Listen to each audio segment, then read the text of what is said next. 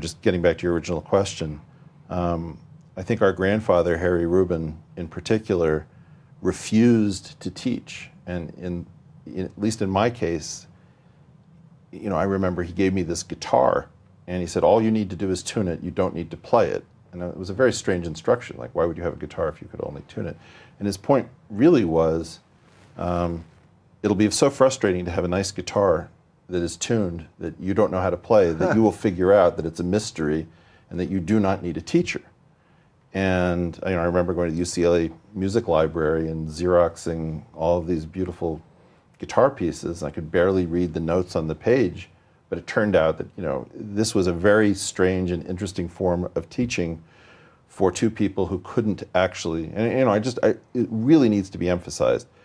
You can think all you want about privilege, about maleness or whiteness or this or that, but if you have a learning disability that is as conceived of by the educational system, it is almost impossible to lead a normal life. And so you either find some crazy way of overcompensating, and then you have an original perspective because the system can't serve you, or you sort of accept that you are the problem. And I think neither of us accepted that we were the problem, and it was sort of a radical overreaction to the mismatch in education. So, go ahead. Well, there's one other thing I just want to add before we move on from it, which is there's an important question about birth order and where we end up. Birth order is an interesting mystery because if you imagine that where you fall in the birth order causes you to lead a very different life than you would have if you had been born somewhere else in it, that almost sounds like a failure of evolution to function because whatever you should be doing optimally, you should do. On the other hand, you're born into a world that is altered by the siblings that were born ahead of you. And so for me, I think part of why I end up where I do is that I was born into a world with Eric in it. And Eric was a very unusual intellectual presence to be in your natal home. You don't say. Yeah, I do say.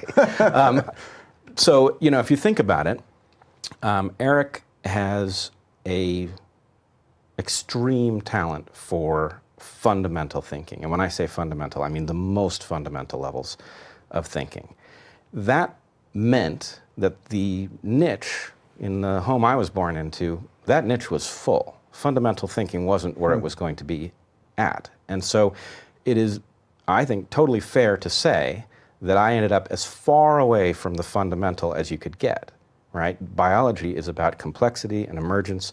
And so in order to, maximize the chances of contributing something that was not already taken care of, I went to the other end and I got very fascinated with living systems. And it turns out that actually that pair of toolkits is pretty useful together. Eric is much better at understanding my toolkit. He's quite good at evolutionary thinking in a way that I will never be good at mathematical thinking. And so anyway, there is a way in which I think the Williams sisters, the tennis players, provide something of a model of one of the aspects that was very unusual in our house, which was there was a kind of, and you've said it before maybe on your program, about a kind of intellectual arms race, a friendly sibling intellectual arms race that resulted in us, both upping our game just to keep up, which I think... but it was also like off script. In other words, it was like two twins speaking a language that nobody else was speaking, and you're competing inside of this. It's like a system that nobody even knows that this competition is going on. And I think, Bret is actually slightly inaccurate in that what he did in biology was to take this emergent system and treat it as an as-if fundamental system. And I think that's where so much of his power comes from, is that he treats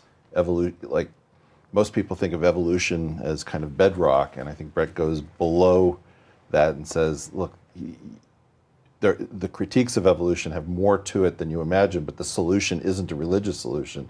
It's actually better, more fundamental theorizing about a layer that can actually support that, even though there's no reason that you should be able to do fundamental thinking in such a high-level emergent layer. So I feel like he sort of copied the same behavior pattern. And I also think in terms of birth order, just to be entirely honest about it, I don't think Bret really became Bret until I left the house.